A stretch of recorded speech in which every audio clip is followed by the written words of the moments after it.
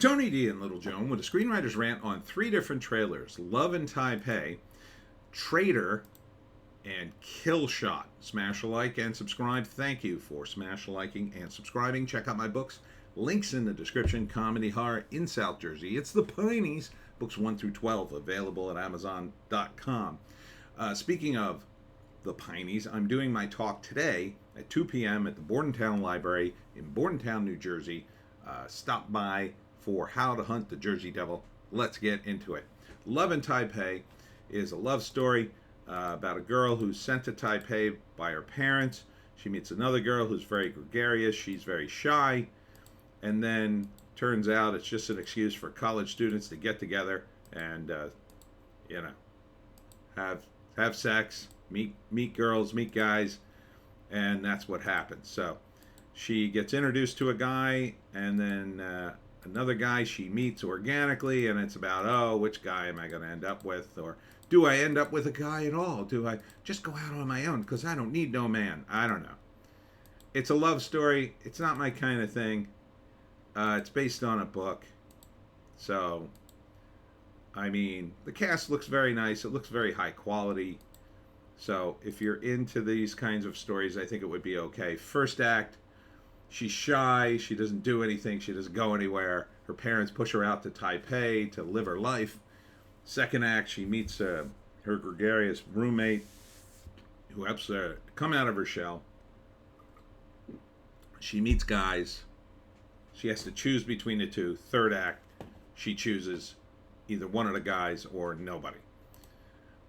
Then there is Traitor with a D, about a day trader. She lives in her apartment, staying on the internet all day, trying to game the system or trying to win in the stock market, trying to sell people things, stealing their credit card information, doing all sorts of drugs to stay awake, and generally going crazy over money.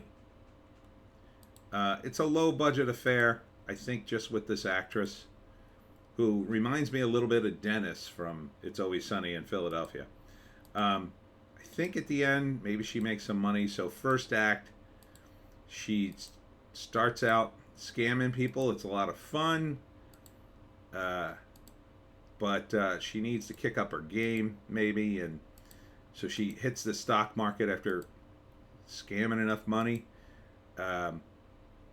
Starts making real money, maybe increases her computer and where she's living, starts making a ridiculous sum, but she has to stay up more and more. I think she sticks wasabi up her nose in order to stay awake. She is trading cryptocurrency and I don't know, making money and taking names. But eventually it starts to break her. She has no life. She's got all this money, but what good is it? In the end, I'm not sure. In the third act, maybe she eventually becomes a stockbroker somewhere because she runs out of money, or she makes so much money she's sort of trapped in her own business, and now she's got all this money but she can't leave it behind. That kind of thing. Definitely a character study. Finally, there's Kill Shot. Pretty by the books actioner. Looks like this guy on the right takes this girl out to hunt elk. He's the guide, but he's more than just a guide. When something happens, a plane crashes there's at least money. It might be full of weapons or it might be full of drugs. I can't quite figure it out in the trailer. I guess they take the money and then they're hunted by the people who the money belongs to. They're bad people. And there's a lot of gunplay. They all look like the actors are doing very well with the guns. Which leads me to believe, why can't they hit anybody? But okay. Produced by Rib Hillis and Ari Novak. Written by both of them. Directed by Ari Novak and starring Rib Hillis. That's his name, Rib Hillis. It's an interesting name. I mean, it's not the worst movie I ever saw, but seems very generic actioner. This is funny. It's they always try to match up the women against each other in these movies, and they're both super hot. So good on Rib Hillis and Ari Novak.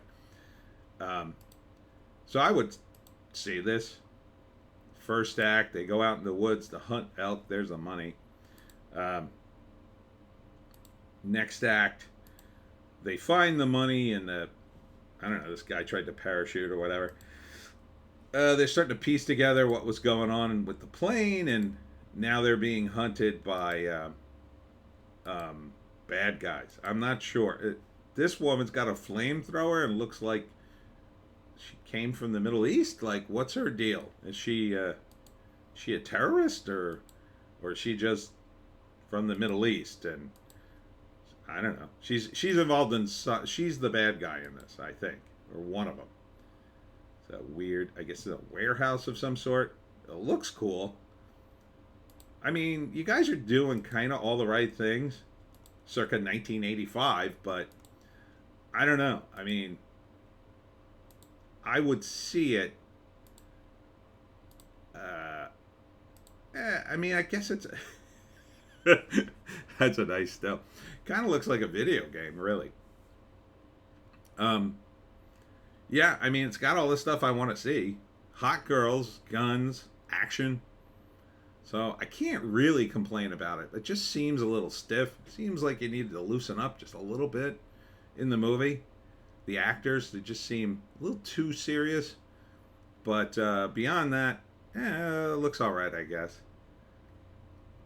And then at the end of the movie, I guess they kill the bad guys and get away with the money. And then the two leads end up hooking up. So how would I rank these three? Oh boy. I'd have to put Love in Taipei on the bottom because I just don't like love stories, and it looks like it would bore me to tears. But that being said, if you like this kind of stuff, it's based on a book. It's probably halfway decent. It's probably fairly watchable. I mean, it wasn't a bad trailer. I didn't mind the dialogue at all, but it's just not my kind of movie. So, but I would put this on the bottom for me. For you, if you like these kinds of movies, I would put this on top. Traitor looks interesting. I don't know if I could watch such a claustrophobic movie for 90 minutes, man. That's a long time just to focus on one character doing computer stuff. Man, I'm interested in seeing it. It does look kind of interesting, but I kind of think after 20 minutes I'm going to tune out. Kill Shot definitely is in my wheelhouse. Yeah, but feels very B-movie. So I'd still put Kill Shot on top. But a close second would be Traitor. I want to call it Day Trader, but it's just called Traitor. So, yeah, I would go with Kill Shot first because I want to see boobies. Anyhow, that's it for me, Tony D and Little Joan. Check us out on Odysee, Bitchute, and Rumble, please, because I have no idea why I got a copyright strike yesterday. It kind of bummed me out. I don't know. YouTube's probably getting rid of everybody, but I feel like I didn't do any wrong. And so now I'm trying to think of ways to change up the channel. I made the box on me a little bigger. Maybe I cover up the trailer a little more, and that helps me. I don't know. I see people play trailers all the way through and react to them. And there's a box on the screen, and you can see it. But I've been flagged for that very same thing. So I stopped doing it, figuring I'd be safe doing it this way. Apparently, you're never safe. Apparently, these movie companies, I don't know. I don't know why they flagged me. I'm not even going to mention the movie I was flagged in. I'll never mention it again, I don't think. Unless I ask them to remove the copyright strike. If they do that, I'll praise them. But what did I do other than look at your trailer and say I would go see your movie? Gee, that's so horrible. Really hurtful, isn't it, that I'd go see your movie? Anyhow, I hope to see you in Bordentown. I'll be in a much better mood then, I swear.